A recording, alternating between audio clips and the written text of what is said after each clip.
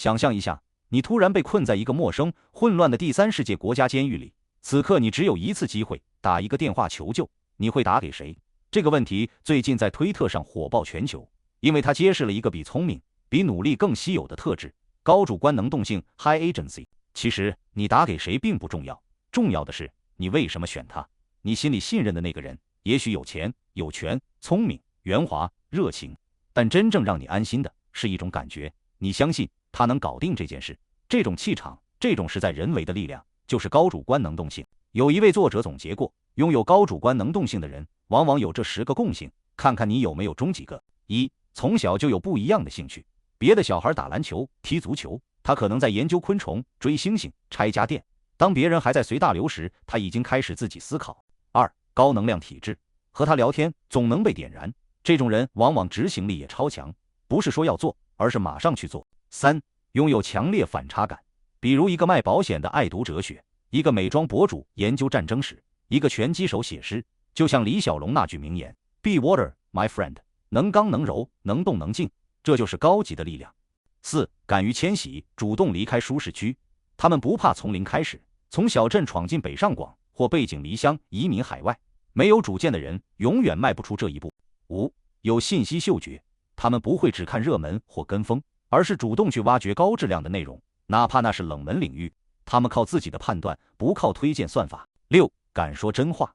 当面批评，背后称赞，这不是情商低，而是正直。七，敢放弃光环身份。他们可能主动辞职，放弃铁饭碗，拒绝稳定。当年那些离开体制下海创业的人，大多都有这种高能动性。八，不被默认选项绑架。别人说对的事，他们也要自己验证一遍，这叫独立判断力。九，学习速度惊人。要用什么就学什么，立刻学，而且学得快。他们不怕陌生，只怕停滞。十，他们会挑战问题本身。当别人还在纠结怎么做时，他们会问我们为什么要做。就像马斯克，当工程师们忙着研究某个功能怎么实现时，他会直接问这功能真的需要吗？全场安静，没人想过原来可以不做。所以回到最初的问题，你的朋友被关在监狱里，他会打给你吗？你是那个能搞定一切的人吗？或许这才是衡量一个人真正实力的标准。如果你想提升自己的主观能动性，请在评论区写下你认为最难的一点，或者你身边那个永远能搞定一切的人是谁。让我们一起看看这些人到底有什么不同。 I actually think where you live is the single most important decision you make. But the first part of that is make it a decision. If my parents had not immigrated to the US, I would have probably done so at a later age because I was ambitious and I wanted to be around smart people and I wanted to build things. When I immigrated to the US, I was not in any position to go to Silicon Valley and build things. I had to kind of, claw my way there.